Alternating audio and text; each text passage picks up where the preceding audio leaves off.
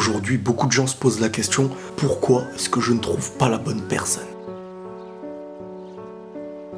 Avant de poser la question vis-à-vis de l'autre, je pense qu'on doit se questionner vis-à-vis de nous, se demander qui nous sommes réellement. Se connaître soi-même, c'est savoir avec qui on veut être. L'une des causes qui fait qu'on n'arrive pas toujours à trouver la bonne personne, c'est qu'on n'arrive même pas à la définir. Au fond, est-ce qu'on arrive nous-mêmes à nous définir? Avant de commencer, parfois le travail est un petit peu plus long que prévu, mais on part avec des meilleures armes. Ça permet de nous éviter des échecs. Nous, on désigne bonne personne sans savoir c'est quoi une bonne personne. Chacun voit le bien à sa manière et d'autres sont même attirés par le mal. C'est suite à la douleur que nous procure ce vers quoi on s'est dirigé qu'on est censé comprendre. Pour moi, on oublie quelque chose d'important, c'est d'avoir un critère. Et je parle pas du physique, d'une couleur de cheveux ou de peau. Je parle d'une vision, d'un objectif en commun. Quelque chose qui nous fera avancer et même dans la difficulté. Savoir qui je suis, c'est savoir ce que je veux.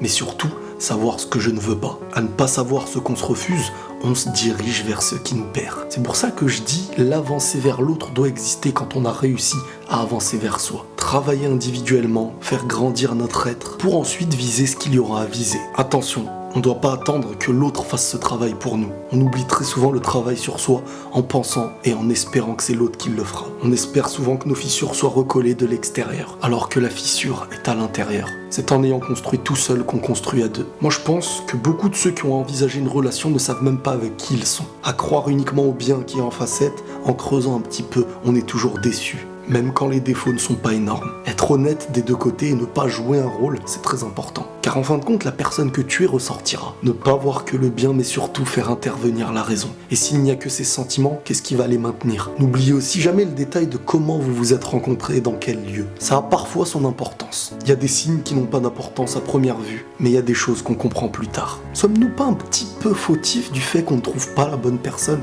Y a-t-il quelque chose à changer en nous? Est-ce qu'on n'est pas en fin de compte dans l'amour d'une chose qui est nuisible pour nous? Pour moi, on devrait parfois revenir à soi pour viser l'autre un peu plus tard. Ne sous-estimez pas cette construction individuelle. Elle vous fera voir les choses et l'avenir différemment. Ce que vous aimez aujourd'hui est peut-être nuisible pour vous. En travaillant un petit peu plus, vous aimerez des choses que vous détestiez hier. Mais ce que vous détestiez hier peut être le bien de demain. Peut-être que demain ce sera enfin la bonne personne. La paix sur vous.